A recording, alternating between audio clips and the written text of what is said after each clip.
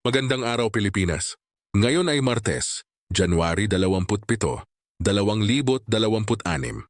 Narito ang mga pinakamaiinit na ulat mula sa loob at labas ng bansa. Sa gabi nagniningning ang Bulkang Mayon sa muling pag-agos ng lava, habang sa politika muling humaharap sa hamon ang Malacanang sa gitna ng ikalawang kaso ng impeachment. At sa ekonomiya, bagaman bahagyang bumagal ang paglago ng bansa, inaasahang babawi tayo sa mga susunod na taon. Ito ang inyong komprehensibong ulat sa Pilipinas ngayon. Sa ating unang balita, muling umiinit ang tensyon sa Kamara. Isang ikalawang impeachment case ang formal na inihain ng ilang grupo laban kay Pangulong Marcos. Dahil dito, nagpasya si Congressman Sandro Marcos na lumayo o mag-recuse sa anumang pakikibahagi sa proseso ng impeachment laban sa kanyang ama. Samantala, lumabas na ang desisyon ng International Criminal Court o ICC na idineklarang fit for trial si dating Pangulong Rodrigo Duterte. Nakatakda ang confirmation of charges hearing sa darating na February 23. Agad namang inanunsyo ng kampo ni Duterte na aapela sila sa naturang desisyon sa argumentong pinagkaitan ang dating leader ng due process. Sa usaping diplomasiya, patuloy ang word war sa pagitan ng Chinese Embassy at mga mambabatas sa bansa. Nanawagan naman ang Department of Foreign Affairs o DFA ng hinahon habang hinihintay ang pagbuo ng Code of Conduct sa West Philippine Sea ngayong weekend. Kaugnay nito, isinagawa ng Pilipinas at Estados Unidos ang kanilang kauna-unahang joint patrol ngayong 2026 sa bahagi ng Scarborough Shoal. Dumako naman tayo sa mga kaganapan sa bansa.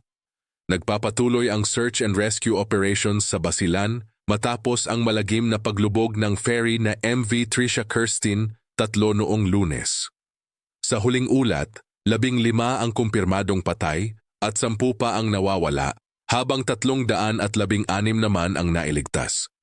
Bilang tugon, iniutos ng DOTR ang agarang pagpapatigil sa operasyon o pag-ground sa buong fleet ng Alison Shipping Lines habang isinasagawa ang Maritime Safety Audit. Sa Cebu, iniutos na ng DNR ang isang malalimang investigasyon sa naganap na garbage slide sa Binaliw Landfill noong nakaraang linggo. Nanawagan ang mga lokal na grupo para sa mas mahigpit na waste oversight upang hindi na maulit ang trahedya. Sa iba pang balita, inihahanda na ng DHSUD ang mga express lanes para sa mga permit ng 4 na PH Socialized Housing Projects.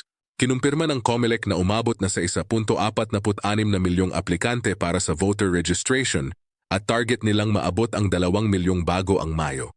At sa Valenzuela, nakumpiska ang mahigit 500 at 16 na milyong piso halaga ng mga puslit na sigarilyo.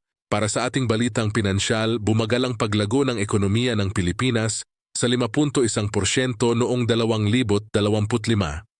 Gayunpaman, ayon sa Asian Development Bank at iba pang eksperto, inaasahang muling sisigla ang bansa at babalik sa 6% growth sa taong 2027 sa tulong ng mga bagong investment.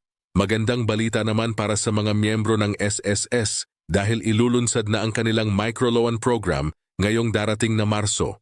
Sa kabilang banda, inanunsyo ng BIR na muli nilang ibabalik ang mga tax audit matapos alisin ang suspensyon sa Letters of Authority. Sa sektor ng agrikultura, target ng Maharlika Investment Fund na selyuhan ang ilang mahahalagang agribusiness deals sa loob ng unang kalahati ng taon. Samantala, ang property giant na Mega World ay magpapatupad na ng Artificial Intelligence o AI sa kanilang mga residential developments ngayong taon.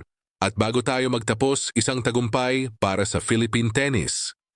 Dominante ang naging simula ni Alex Eala sa WTA 125 Philippine Women's Open matapos talunin ang pambato ng Russia sa harap ng home crowd sa Rizal Memorial Tennis Center. Pasok na ang ating tennis ace sa round of 16. Yan ang mga balitang nagpapakilos sa ating bansa ngayong araw. Muli, ako mo ang inyong anchor, nagpapaalala na ang wastong impormasyon ay susi sa ating pag-unlad. O huwag kalimutang mag-share, like at subscribe. Maraming salamat po.